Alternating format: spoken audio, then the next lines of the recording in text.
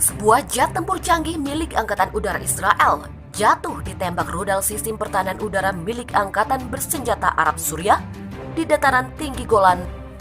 Diketahui, jet yang hancur milik Israel adalah F-16 Fighting Falcon. Dalam laporan yang dikutip Viva Militer dari BulgarianMilitary.com, ada sebuah ledakan hebat yang terjadi di dataran tinggi Golan. Kabarnya, rudal sistem pertahanan udara Suriah menyerang sebuah pesawat Angkatan Udara Israel yang direbut oleh pasukan Zionis itu. Beberapa sumber menyebut bahwa ada rudal yang jatuh di wilayah tersebut. Akan tetapi, sejumlah ahli ada pula yang menyebut rudal sistem pertahanan udara Suriah melakukan serangan dengan tepat dan menjatuhkan jet tempur F-16 milik Israel. Laporan lainnya menjelaskan, pesawat F-16 Israel hancur ditembak sistem rudal Tor buatan Rusia yang dimiliki oleh militer Suriah. Akan tetapi, hingga berita ini diturunkan, belum ada konfirmasi resmi soal hal ini. Ada pula sumber yang meyakini pesawat tempur Angkatan Udara Israel itu jatuh ditembak rudal sistem pertahanan rudal Pansir S-1 dan sistem rudal Buk. Pasukan Israel disebut-sebut terus melancarkan serangan terhadap pasukan militer Suriah dengan menggunakan jet-jet tempur untuk merebut dataran tinggi Golan. Di sisi lain, Angkatan Bersenjata Arab Suriah dengan menggunakan sejumlah rudal sistem pertahanan udara termasuk rudal Bafar 373. Setelah itu, pasukan pertahanan Israel merilis sebuah video yang menggambarkan amunisi yang tidak dikenal meluncurkan 2 atau 3 sistem pertahanan udara jarak pendek. Sepertinya, itu termasuk sistem jarak pendek terbaru Rusia, Pansir S-2. Bahkan penggerebekan dapat mengungkapkan peningkatan pasukan pertahanan udara Suriah karena pelatihan Rusia yang sedang berlangsung dan transfer senjata. Namun mereka juga mengungkapkan kemampuan Israel yang terus-menerus meningkat, termasuk melalui kemungkinan penggunaan drone kamikaze. Suksesi serangan Tit for Tat tampaknya dimulai dengan peluncuran rudal balistik jarak pendek Fateh 110 oleh Korps Pengawal Revolusi Iran yang menargetkan resor ski Israel di Gunung Hebron di dataran tinggi Golan. Ketika roket berbahan bakar padat menyala menuju gunung bersalju, roket itu dihadang dan dihancurkan oleh 2 rudal dari sistem pertahanan udara Kubah besi Israel.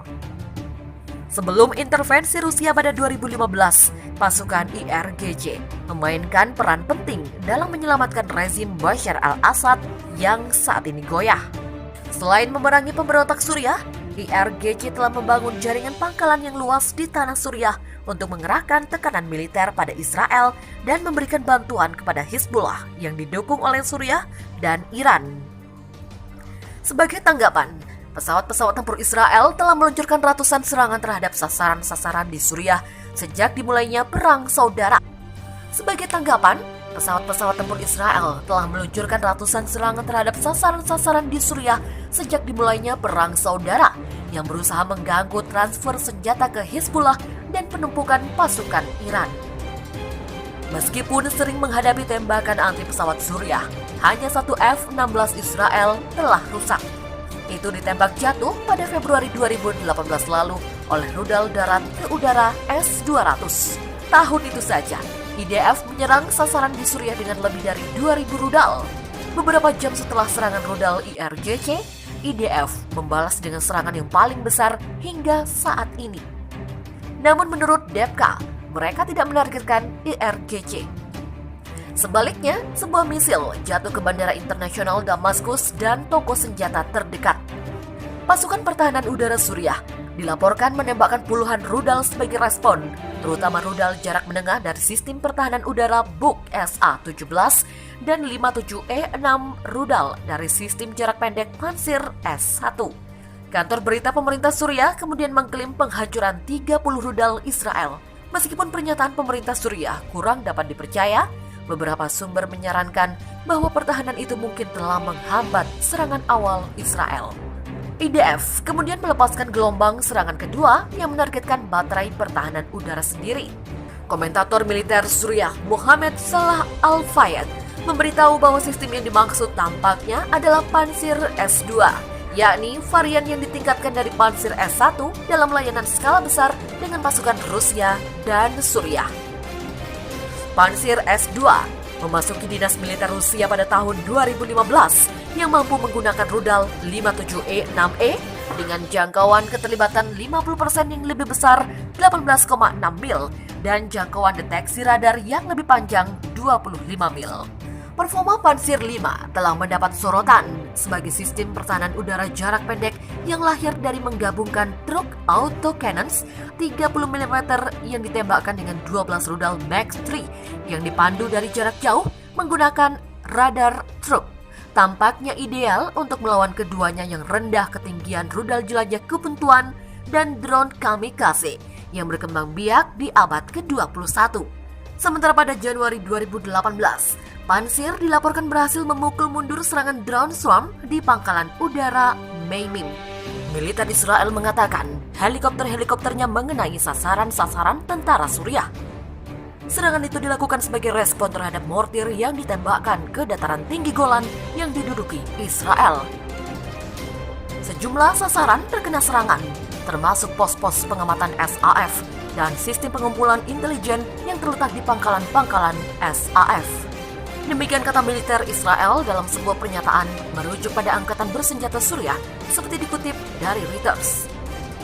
Sementara itu, kantor berita pemerintah Suriah Sana mengutip sebuah sumber militer mengatakan helikopter-helikopter Israel menargetkan 3 pos terdepan di daerah Quneitra, selatan Suriah dengan rudal-rudal anti-tank yang dipandu menyebabkan 2 tentara terluka dan beberapa serangan memicu kebakaran hutan.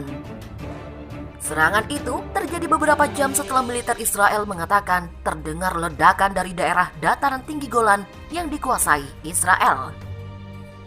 Tidak ada korban yang dilaporkan, tetapi sebuah bangunan dan kendaraan Israel rusak. Ketegangan meningkat minggu ini di sepanjang perbatasan Israel-Suriah setelah seorang pejuang kelompok Syiah Lebanon yang didukung Iran, Hizbullah, tewas dalam serangan Israel di tepi Damaskus pada Senin lalu. Ketegangan meningkat minggu ini di sepanjang perbatasan Israel-Suriah setelah seorang pejuang kelompok Syiah Lebanon yang didukung Iran, Hizbullah, tewas dalam serangan Israel di tepi Damaskus. Militer Israel mengatakan telah meningkatkan pasukannya di front utara, di mana Israel berbatasan dengan Lebanon dan Suriah.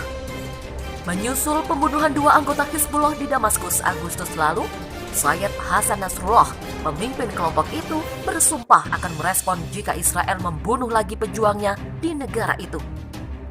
Hizbullah telah mengerahkan pejuangnya di Suriah sebagai bagian dari upaya yang didukung Iran untuk mendukung Presiden Bashar al-Assad dalam konflik yang dipicu aksi protes terhadap kekuasaannya pada tahun 2011. Israel melihat kehadiran Hizbullah dan sekutunya Iran di Suriah sebagai ancaman strategis dan telah meningkatkan ratusan serangan terhadap target terkait Iran di sana. Negara Zionis itu merebut dataran tinggi Golan dari Suriah dalam Perang Timur Tengah pada tahun 1967. Selain memerangi pemberontak Suriah, IRGC telah membangun jaringan pangkalan yang luas di tanah Suriah untuk mengerahkan tekanan militer pada Israel dan memberikan bantuan kepada Hizbullah yang didukung oleh Suriah dan Iran. Sebagai tanggapan, pesawat-pesawat tempur Israel telah meluncurkan ratusan serangan terhadap sasaran-sasaran di Suriah sejak dimulainya Perang Saudara. Sebagai tanggapan, pesawat-pesawat tempur Israel telah meluncurkan ratusan serangan terhadap sasaran-sasaran di Suriah sejak dimulainya Perang Saudara yang berusaha mengganggu transfer senjata ke Hizbullah dan penumpukan pasukan Iran. Meskipun sering menghadapi tembakan anti pesawat Suriah, hanya 1 F-16 Israel telah rusak. Itu ditembak jatuh pada Februari 2018 lalu oleh rudal darat ke udara S-200. Tahun itu saja, IDF menyerang sasaran di Suriah dengan lebih dari 2.000 rudal. Beberapa jam setelah serangan rudal IRGC, IDF membalas dengan serangan yang paling besar hingga saat ini. Namun menurut DEPKA, mereka tidak menargetkan IRGC. Sebaliknya, sebuah misil jatuh ke Bandara Internasional Damaskus dan toko senjata terdekat. Pasukan pertahanan udara Suriah dilaporkan menembakkan puluhan rudal sebagai respon, terutama rudal jarak menengah dari sistem pertahanan udara Buk SA-17 dan 57E-6 rudal dari sistem jarak pendek Pansir S-1.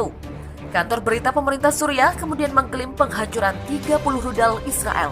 Meskipun pernyataan pemerintah Suriah kurang dapat dipercaya, beberapa sumber menyarankan bahwa pertahanan itu mungkin telah menghambat serangan awal Israel. IDF kemudian melepaskan gelombang serangan kedua yang menargetkan baterai pertahanan udara sendiri. Komentator militer Suriah Mohammed Salah Al-Fayed memberitahu bahwa sistem yang dimaksud tampaknya adalah Pansir S2, yakni varian yang ditingkatkan dari Pansir S1 dalam layanan skala besar dengan pasukan Rusia dan Suriah.